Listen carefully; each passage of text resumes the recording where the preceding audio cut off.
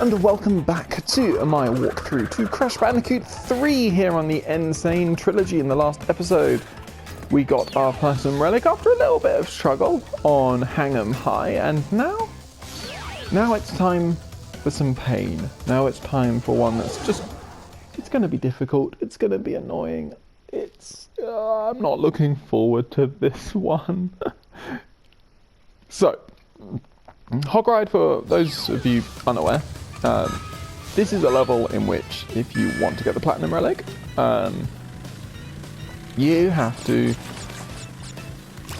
hit a speed pad, and then you just have to keep the bonus speed that you get from that speed pad for the entire level. So this is the speed pad. I've now got to maintain this for the entire level. And this, on the original PlayStation version, is really not too bad. Like, actually I'd say it's one of the easier Platinum Relics in that game, because in a lot of ways, you know exactly what you need to do. You're like, okay, I've got this relic, you know, I've got to hit this speed pad, and then I've just got to keep my speed the entire way through. Simple, you know, that's all I need to do.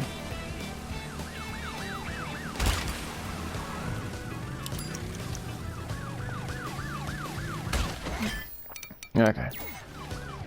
And well, but in this game,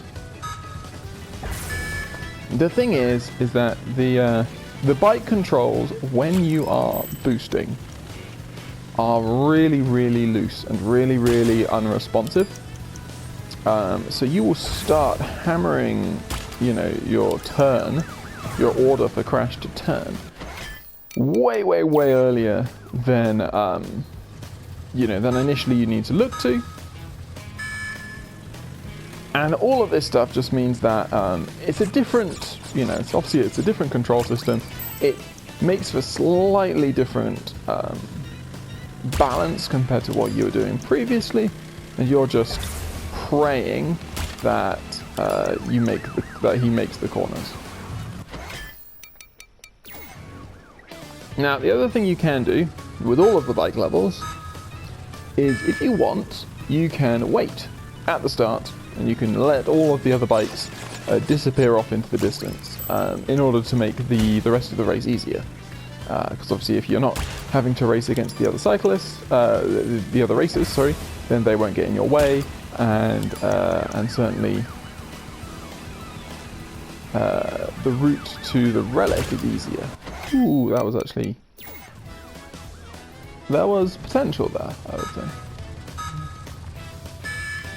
The problem with doing that is that you've then got to wait quite a significant amount of time at the start of every single run just to then start the level, and that is something which, and then if you mess up something, which is really easy to do on this particular one, just because, as we said, there's a very fine margin for error here, then, you lose. All of that time was essentially worse. And you've got to be then thinking, oh god, I've got to wait a huge amount of time next time. So whenever I did this in the original game, I would never wait. I would always just go for it straight away. And it just so happened that would work. I hit a rhythm, and you could quite successfully. Okay. Do exactly what I'm doing right now, which is hold this boost as far as possible. And that's really annoying. So obviously, we have not managed to hold it, so this will not be platinum, but it's still worth us just wrapping it up. A positive run. I will take that. That shows us that we can get through. It will just be a case of how do we deal with that in person. What I will be doing throughout is making a bunch of adjustments, especially to my starting position. think ultimately it's pretty much impossible to do it if you get the big boost right at the start and you actually make the perfect start to the level. Like, I don't think it's actually possible in that, just because the margin of error you have in fitting through some of the gaps is just insane. But what I have been finding in my struggles with this level is that if I wait a little bit at the start, like don't actually start nearly on go, then I can occasionally get some pretty decent runs in.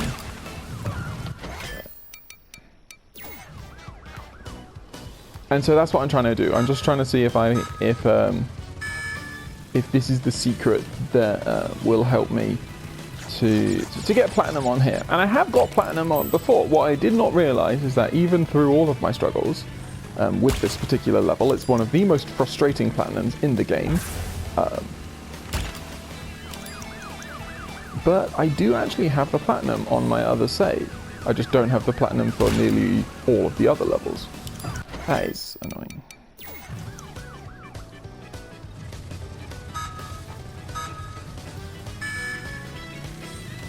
Like there, we'd actually made the corner that I was worried about, but because it takes so long for Crash to change direction, you're just waiting and waiting, and you're holding down, your hard left, but you just won't turn.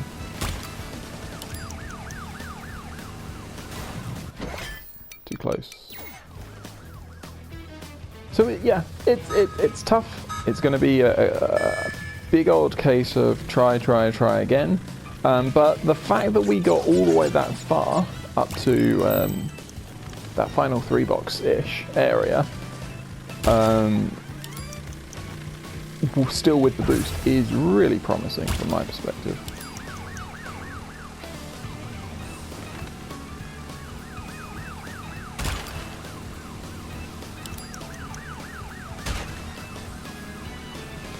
Okay, so obviously you've got to avoid the jumps because they will slow you down. No, you're kidding me.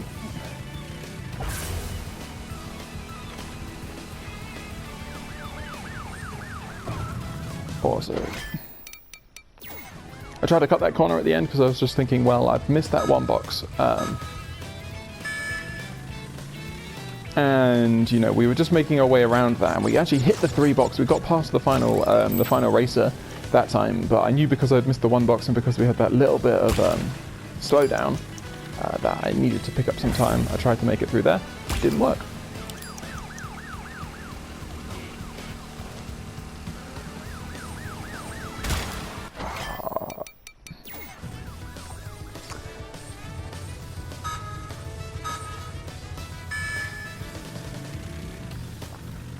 So yeah, just a little delay at the start, and it seems to be working. It seems like I feel like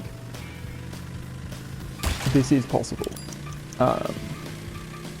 in a reasonable amount of time. That missing that 1 is not going to help, obviously, but we'll see what we can do. Nope.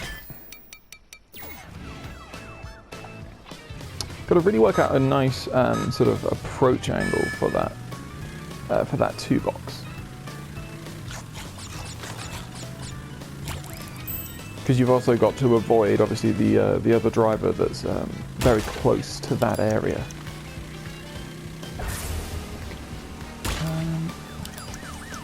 That's good. Ah.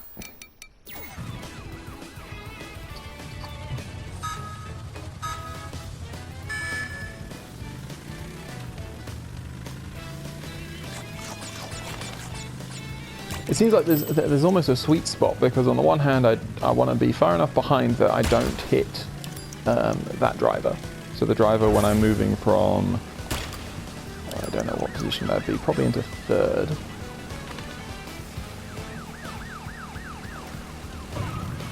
Ooh.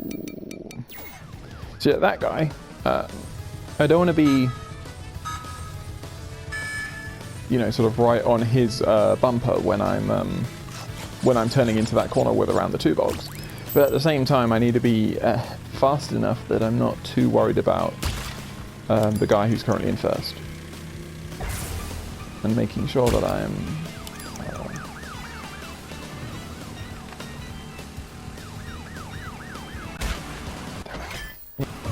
damn it. Especially with time I was approaching, that was... Okay, this looks nice.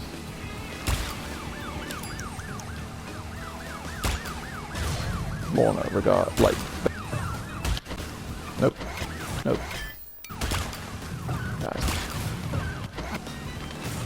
Yeah, I mean, I was turning, full ball turning there, and it... Yeah, back to this. It was working. Just need to get it right.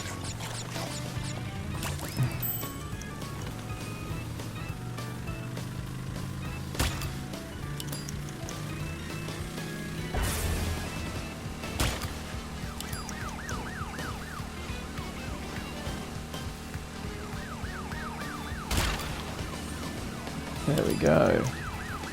So I like that sort of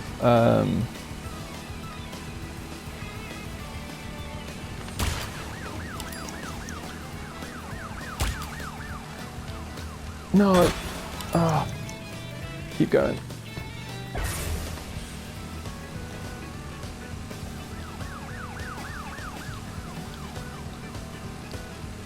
Might be good enough. 3866 is all of that, and you're just a tiny amount better. Really early here and smacking straight into the police. Yeah. Oh, you're kidding me. Yeah. Come on.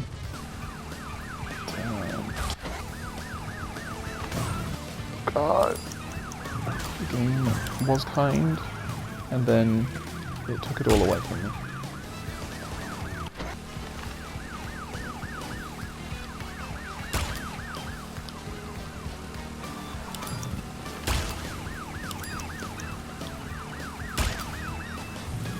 That's the reason why I didn't want to do that. Because I didn't want to land in on the rocky bit there. Still, this should be faster. I said it should be faster and it's not.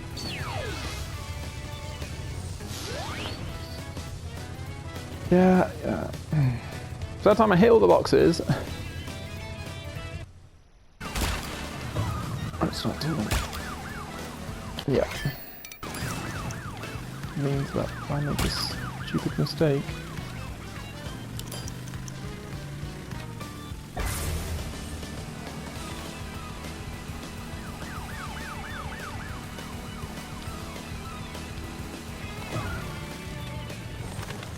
It's my fastest run.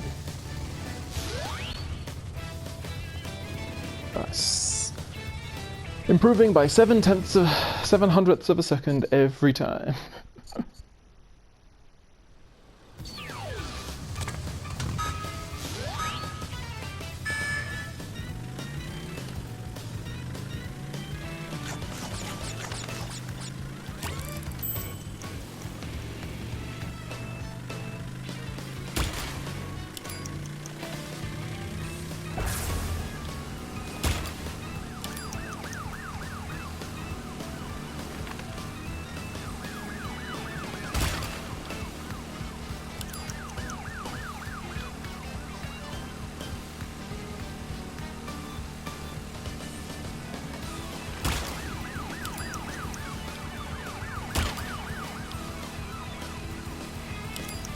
Go on!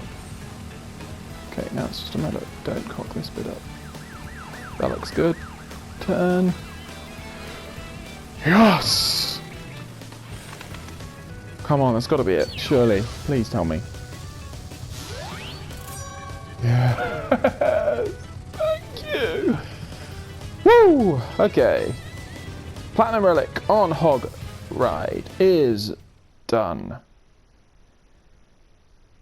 That took too long, but it's done. It is done. Finally got a good run together. Finally made it through those last little bits. That path was repeatable, was replicable. I just wasn't getting to the final bit consistently enough to really practice it. But there we go. Yeah, you can dance now, Crash.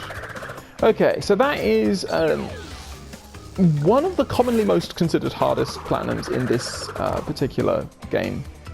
And that's that one done. So I'm incredibly happy. The next ones in this warp room, and hopefully for a little while longer, should be a lot easier than that in terms of leeway, and just in terms of feeling a bit more in control of your own movements and stuff like that. But there we go. So anyway, I hope you have enjoyed this episode, watching me struggle and watching me repeatedly fail. But I hope you have enjoyed it, and I hope you will join me on the next, where we will be looking for another Platinum Relic, this time on Tomb Time. I'll see you then.